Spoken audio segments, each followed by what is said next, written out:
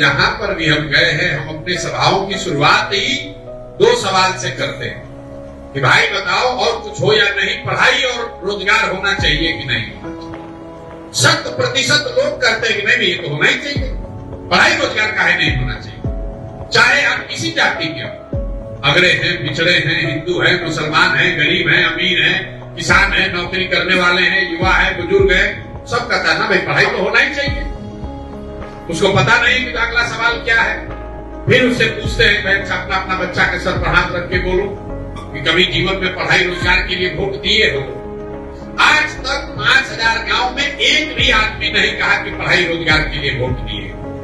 तो जब पढ़ाई रोजगार के लिए वोटे नहीं दे रहे तो काहे इतना लंबा लंबा प्रपंच गा रहे हैं भैया पढ़ाई सुधरना चाहिए। काहे सुधरना चाहिए?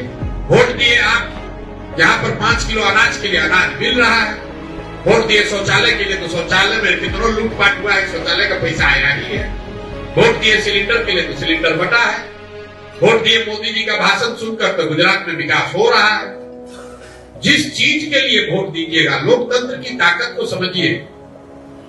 लोकतंत्र में आपके वोट की ताकत जो है उसको आपकी समझ ही नहीं है। आप वोट किसको देते हैं इसका कोई महत्व नहीं है। वोट किस बात के लिए देते हैं इसका महत्व है।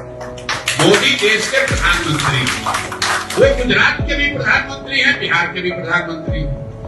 मोदी जब गुजरात जाते हैं तो वहां पर फैक्ट्रियों की बात करते हैं, गिफ्ट सिटी की बात कर रहे हैं, 1 लाख करोड़ के बुलेट ट्रेन की बात करते हैं। वही मोदी जब बिहार आते हैं तो लालू के जंगल राज की बात करते हैं, हिंदू मुसलमान की बात करते हैं, 4 किलो अनाज की बात करते हैं। गुजरात आज मैन्युफैक्चरिंग का बहुत बड़ा हब बन रहा है। आज गुजरात भारत के सबसे वेल कनेक्टेड राज्यों में से एक है। वो दिन दूर नहीं जब गुजरात भारत को पहला made in India transport aircraft C-295 देगा। सेमीकंडक्टर मिशन में आज गुजरात जिस तरह लीड ले रहा है वो अभूतपूर्व है। आज गुजरात में एक से बढ़कर एक यूनिवर्सिटीज है। पेट्रोलियम हो, फोरेंसिक हो, वेलनेस हो, हर आधुनिक विषय की पढ़ाई के लिए गुजरात में बेहतरीन मौके हैं। आज बिहार के करीब 9 करोड़ जरूरतमंदों को मुफ्त राशन मिल रहा है और मोदी की गारंटी है अगले 5 साल भी मिलता रहेगा।